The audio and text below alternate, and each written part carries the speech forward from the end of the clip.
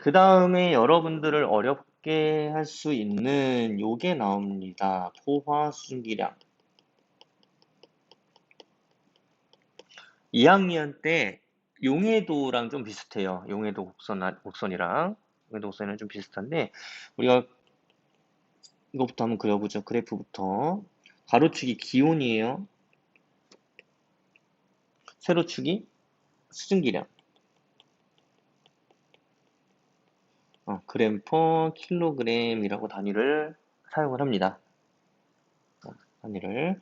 그리고 그래프가 어떻게 그려지냐면은 요렇게 그려져요. 요렇게. 요렇게.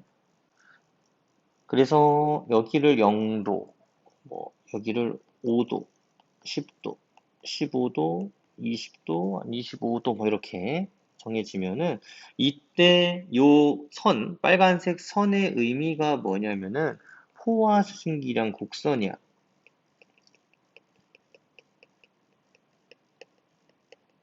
무슨 말이냐면은 5도씨에서는요, 5도씨에서는 최대로 가지고 있을 수 있는 포화 수증기량이 요 정도 됩니다. 라는 뜻이에요.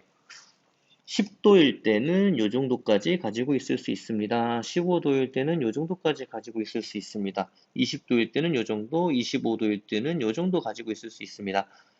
일반적으로 그러니까 온도가 올라가, 기온이 올라가면은 뭐가 증가해요? 포화 수증기량 값이 증가한다라는 거지. 이게 증가해요. 이게 무슨 말이냐면 포화 수증기량의 크기가 증가한다, 양이 증가한다라는 말은 지금 여기에는 수증기량의 단위가 그램 퍼 킬로그램인데요.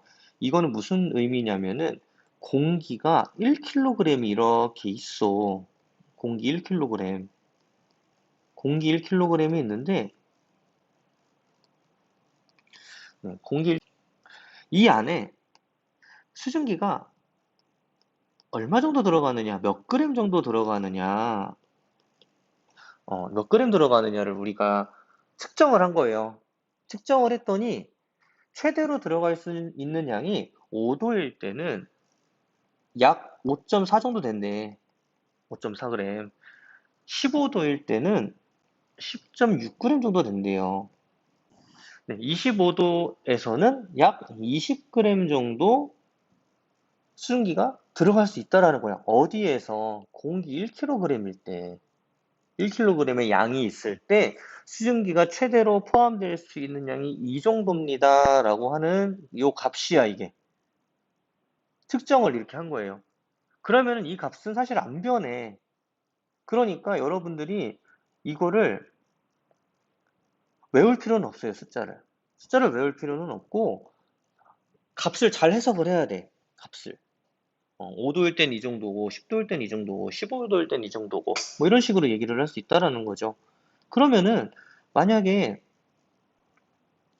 수증기가 어느 정도 있었냐, 원래 이 정도 있었어, 수증기가 지금. 현재 온도가, 현재 온도가 25도씨인데, 이때 수증기량을 측정을 해보니까 10.6g 정도 된대. 10.6g. 그러면은 25도일 때 만약에 포화 수증기량으로 만들려면은 몇 그램이 더 필요하냐? 몇 그램이 더 필요하냐? 계산할 수 있죠. 어떻게 계산해? 여기가 10.6이잖아요. 그러면은 원래 포화 수증기량이 되려면 20g이 필요해. 25도에서. 그런데 10.6g 정도밖에 없대. 그러면은 몇 그램 더 필요한 거야? 20에서 10.6을 빼면 되잖아. 그러면 9.4g 정도가 필요합니다. 라고 계산을 할 수 있는 거죠. 이렇게. 이렇게 계산을 합니다. 네, 그러면은 일단은 요 포화준기량 다시 정의부터 다시 한번 보겠습니다. 정의가 이건 좀 중요하다고 생각을 해요, 내가. 정의가. 포화 상태의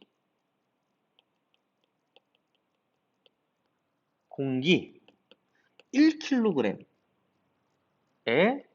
들어있는 수증기의 양. 이거는 그램수입니다. 포화 상태의 공기 1kg에 들어있는 수증기의 양이니까 이 그래프는 결국은 공기 1kg에 최대로 들어갈 수 있는 수증기가 몇 g이냐라고 하는 그래프라는 거야, 이 그래프가. 이 그래프가. 용해도도 좀 비슷했던 게, 용해도도 온도에 따라서, 물의 온도, 용매의 온도에 따라서 얼마만큼 녹을 수 있습니까? 최대로 녹을 수 있는 양이 용해도거든요. 얘도 똑같아. 용해도랑. 계산하는 방법도 똑같아요, 심지어는. 그러면 한번 봅시다. 용해도 같은 경우도 그래프가 이렇게 비슷하게 나왔었어요. 용해도도 이런 식으로 나왔는데, 만약에 여기가 이제 온도고, 여기가 녹을 수 있는 그램수야, 용해도. 어, 그러니까 이 곡선은 용해도 곡선이거든요. 만약에 한 60도에서 뭐 질산칼륨이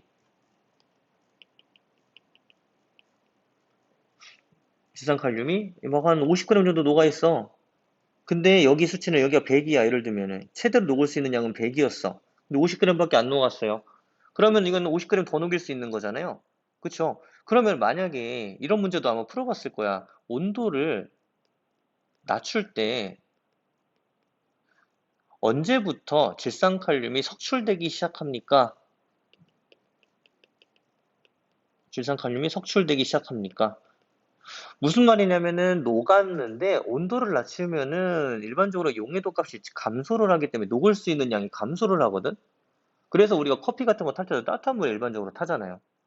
그러면은 언제 온도를 낮출 때 몇 도씨부터 질산칼륨이 석출되기 시작을 합니까? 라고 해가지고 어떻게 풀었냐면은 이때 여기 요 그래프까지 간 다음에 아래에 온도를 읽었어. 예를 들면 40도면은 40도씨 이렇게 읽었어. 음. 그리고 만약에 내가 온도를 20도까지 낮췄어요. 그러면 몇 그램 석출이 됩니까? 라고 물어봤을 때 여기서부터 여기까지지. 요 부분만큼 석출이 됩니다. 라고 여러분들이 풀었었다고.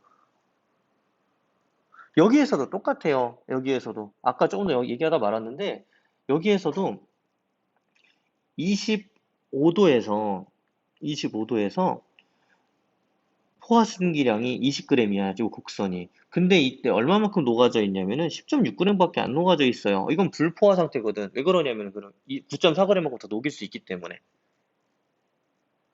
그런데 이걸 물어봐. 뭐를 물어보냐면은 그러면 몇 도에 갔을 때 포화 상태가 됩니까? 라고 물어볼 수도 있죠. 포화 상태가 몇 도이냐? 옆으로 가면 되잖아. 10.6g 있으니까 10.6g에 맞을 때의 온도 15도씨죠. 15도씨. 이 온도가 무슨 온도냐면은 결국은 우리가 수증기라고 하는 것을 많이 포함을 못해 다 포함을 했어. 그러면 이 수증기는 뭐가 되기 시작을 하냐면은 물이 되기 시작을 해요. 여기 용해도에서도 마찬가지였어. 녹아가지고 용액이라고 하는 것이 다 액체 상태처럼 보이지만 실제로 석출이 되기 시작하는 온도만큼 더 내려가면 얘가 어떤 식으로 되면 고체화가 됐거든요. 고체가 됐거든. 고체가 나오기 시작을 했거든. 얘도 마찬가지인 거지. 수증기라고 하는 것이 양이 정해져 있는데 그 양이 어떤 식이 그 양의 일부가 뭐가 되는 거야? 물이 되는 거야. 물이. 그러면은 만약에 온도를 몇 도씨까지 낮췄냐면 5도씨까지 낮췄어요. 그러면은 물이 몇 그램 나오겠는가? 계산할 수가 있죠. 5도씨까지 온도를 낮춥니다. 이렇게. 그러면은 여기서부터 여기까지가 물로 바뀌었다라는 거지, 수증기가. 그럼 뭐에서 뭐 빼면 돼? 10.6에서 5.4를 빼면 돼요. 그러면은 5.1g 정도가 물로 나오게 됩니다. 라고 우리가 풀 수가 있는 거예요. 이런 문제. 그러니까 방법은 이래. 방법은 이런 식으로 풀 수가 있습니다.